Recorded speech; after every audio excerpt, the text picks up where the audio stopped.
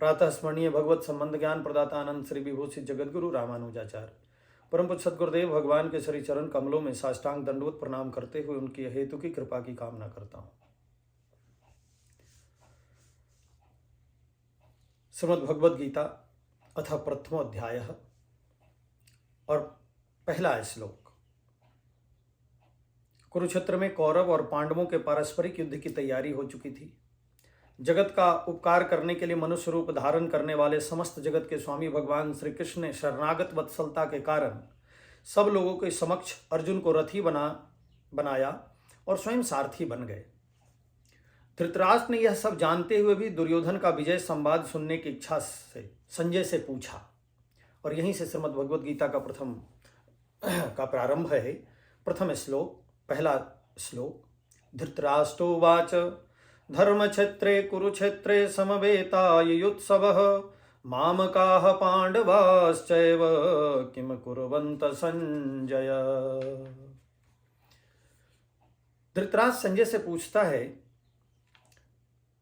हे संजय, धर्मानुष्ठान के योग्य स्थल कुरुक्षेत्र में युद्ध की इच्छा से एकत्र हुए मेरे पुत्रों और पांडु पुत्रों ने क्या किया।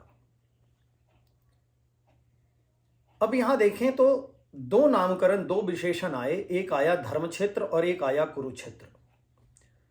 तो आखिर उस जगह जिसका नाम कुरुक्षेत्र है उसका नाम कुरुक्षेत्र क्यों पड़ा और उसी जगह को धर्मक्षेत्र क्यों कहा गया?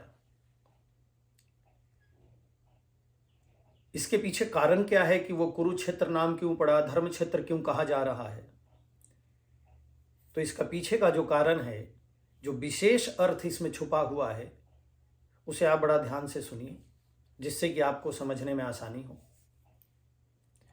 एक बार महाराज कुरु इस क्षेत्र को जोत रहे थे। उस समय इंद्र ने स्वर्ग से आकर उनसे उसका कारण पूछा कि महाराज, आप इस जमीन को बार क्यों जोत रहे हैं? क्या प्रयोजन है आपको इस जमीन को जोतने का? इस भूमि को क्यों जोत रहे हैं? महाराज कुरु ने उत्तर दिया कि जो मनुष्य इस क्षेत्र में मरेंगे वे पुण्यात्माओं के लोग चले जाएंगे। महाराज कुरु की बात को सुनकर के इंद्र ने उनका उपहास किया, अरे ऐसे थोड़े होता है, आप क्या बातें कर रहे हैं? और इंद्र स्वर्ग चले गए।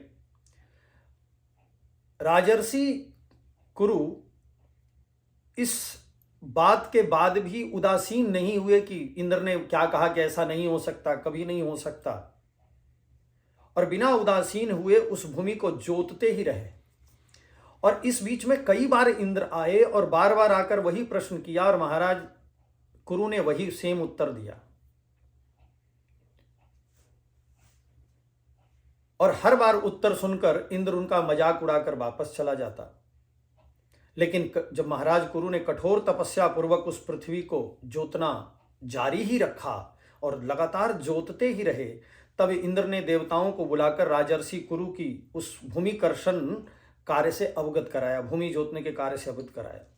देवताओं ने इंद्र से कहा कि यदि संभव हो तो राजर्षि कुरु को वर देकर अपने अनुकूल कर लीजिए, नहीं तो हो सकता है एक दिन महाराज कुरु तपस्या करके आपके राज सिंहासन को प्राप्त कर लें। तो देवों की बात को सुनकर के महाराज इंद्र वहां आकर राजर्षि कुरु से कहते हैं कि हे राजन, आप व्यर्थ कष्ट क्यों उठा रहे हैं? आप मेरी बात मान लीजिए। जो मनुष्य पशु पक्षी इस भूमि में निराहार रहकर देह त्याग करेगा अथवा युद्ध में मारे जाएंगे, वे सब के सब स्वर्ग लोक के भागी बनेंगे। मैं ऐसा वर देता हूं, वचन देता हूं। और महाराज कुरु ने इंद्र की बात मानकर उस वर को प्राप्त करने के बाद उस भूमि को जोतना बंद कर दिया। इंद्र भी अपने लोक को चले गए। उसी क्षेत्र में देवताओं ने और राजाओं ने बड़े बड़े यज्ञ का आयोजन किया था। इसी कारण से उस क्षेत्र का नाम धर्म क्षेत्र पड़ा। बड़े बड़े यज्ञ देवताओं और धर्मात्माओं के द्वारा, महात्माओं के द्वारा उस क्षेत्र में किया गया, इसलिए उस क्षेत्र का नाम धर्म क्षेत्र पड़ा। और महात्मा कुरु ने उस क्षेत्र को बहुत वर्षों तक जोता था, इसलिए उस पवित्र क्षेत्र का नाम कुरुक्षेत्र भी पड़ा। दूसरा श्लोक। संजय उवाच दृष्ट्वा तु पांडवानीकं व्यूढ़ं दुर्योधनस्तदा आचार्यमुपसंगम्य राजा वचनम ब्रवीत।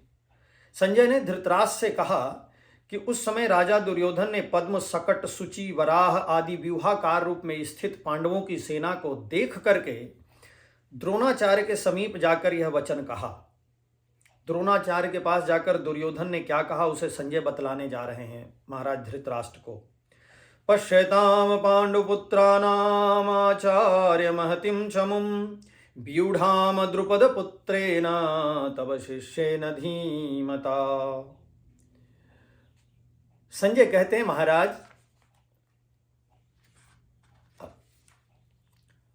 दुर्योधन ने द्रोणाचार्य जी के पास जाकर कहा, हे आचार्य, अपने बुद्धिमान शिष्य द्रुपद पुत्र धृष्टद्युम्न के द्वारा व्यूह रूप में स्थित की गई पांडवों की इस महती सेना को देखें।